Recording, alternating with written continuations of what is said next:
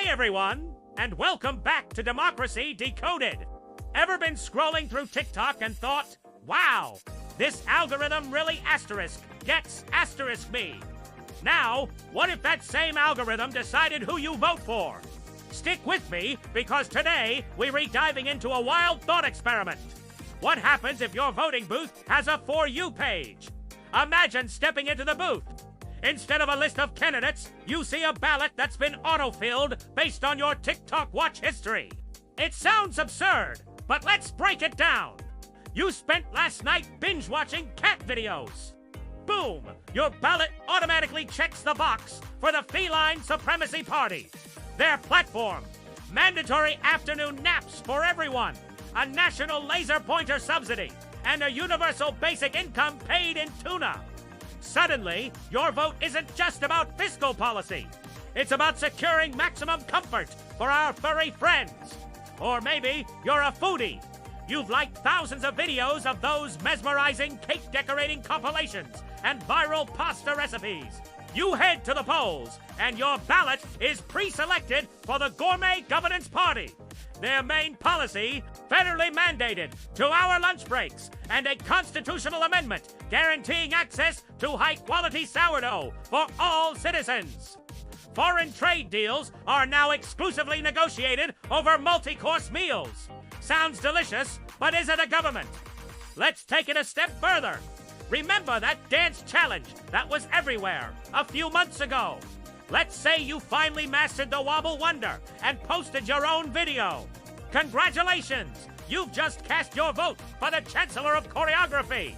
Their entire approach to foreign policy is resolving international disputes through globally televised dance-offs. Forget nuclear deterrence. We're talking about who has the slickest cha-cha slide. The G7 summit is now a week-long dance camp. Who needs diplomacy when you have rhythm? This might all sound like a hilarious, slightly terrifying circus. And it is. But here's the kicker.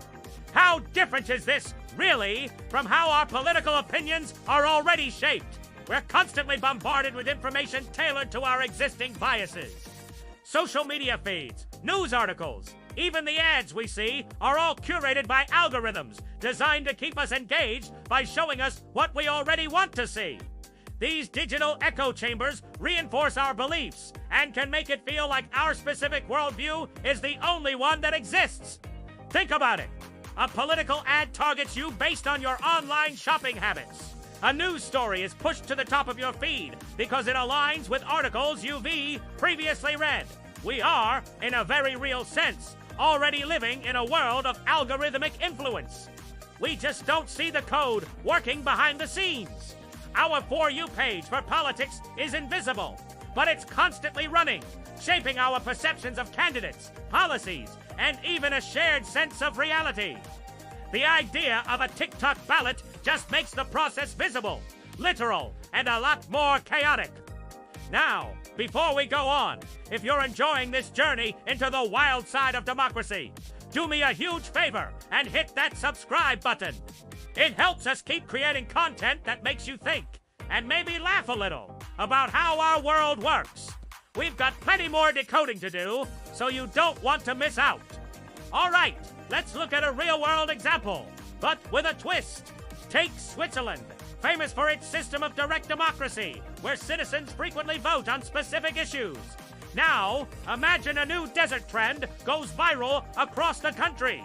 Everyone is making and sharing videos of this amazing, multi-layered chocolate fudge cake. The trend dominates the Swiss TikTok space for weeks. Under our For You page voting system, a national referendum pops up. Should mandatory, state-sponsored chocolate breaks be instituted every day at 3 p.m.? Based on the viral trend, the algorithm predicts a landslide. Yes, the entire nation, caught in a collective sugar rush, votes it into law. The Swiss economy grinds to a halt for 15 minutes every afternoon. But citizen morale and the nation's dental bills skyrocket. The country becomes a utopia for chocoholics, but a nightmare for productivity experts. This is Democracy by Viral Trend. It's fleeting, it's emotional, and it's probably not the best way to run a country. The danger of this kind of algorithmic voting isn't just about silly policies. It's about the erosion of critical thinking and informed debate. A healthy democracy relies on citizens weighing different arguments, considering long-term consequences, and engaging with ideas that challenge their own. An algorithm, by its very nature, does the opposite. It's designed to give you more of what you already like, to keep you comfortable and clicking. It prioritizes immediate gratification over long-term stability. If our political choices were based on what's trending, our governments would be incredibly unstable. Leadership could change weekly based on the latest meme. National policy would swing wildly from one extreme to another, driven by whatever goes viral. One week, the minimalist living movement is in power, and all government spending is cut. The next, a viral video about a heroic firefighter leads to the emergency services everything party, tripling the national budget for fire trucks.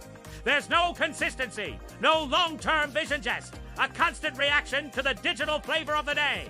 This scenario highlights a fundamental tension in modern citizenship. We are both consumers and citizens. As consumers, we're trained to want instant, personalized experiences. We want our playlists, our shopping, and our entertainment tailored perfectly to us. But as citizens, we have a responsibility to think beyond ourselves, to consider the common good, the needs of our neighbors, and the future of our society. Algorithmic voting collapses this distinction. It turns civic duty into another form of personalized consumption. Your vote is no longer a considered choice about the direction of the country. It's just another like. So, what's the solution? We can't just unplug from the internet. These platforms are where modern public discourse happens. The key is to become more conscious and critical consumers of information.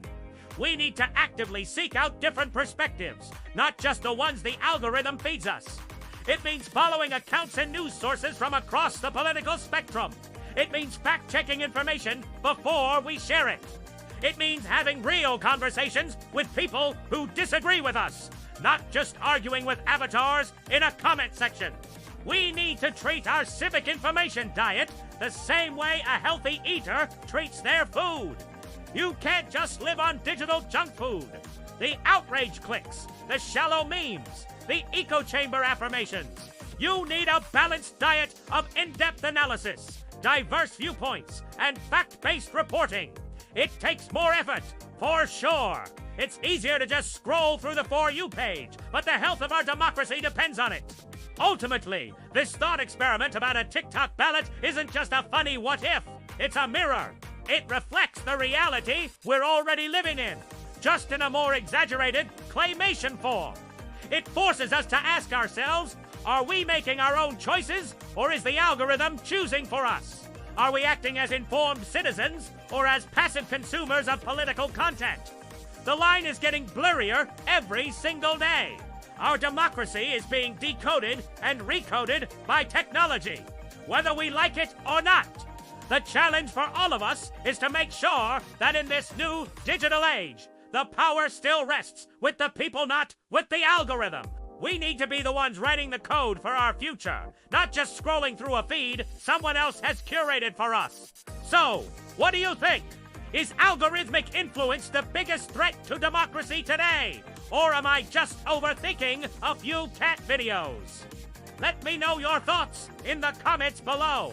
I'd love to hear your take on this. And if you found this video insightful, please give it a thumbs up. And if you haven't already, hit that subscribe button and ring the bell so you don't miss our next episode of Democracy Decoded. Thanks for watching and stay engaged.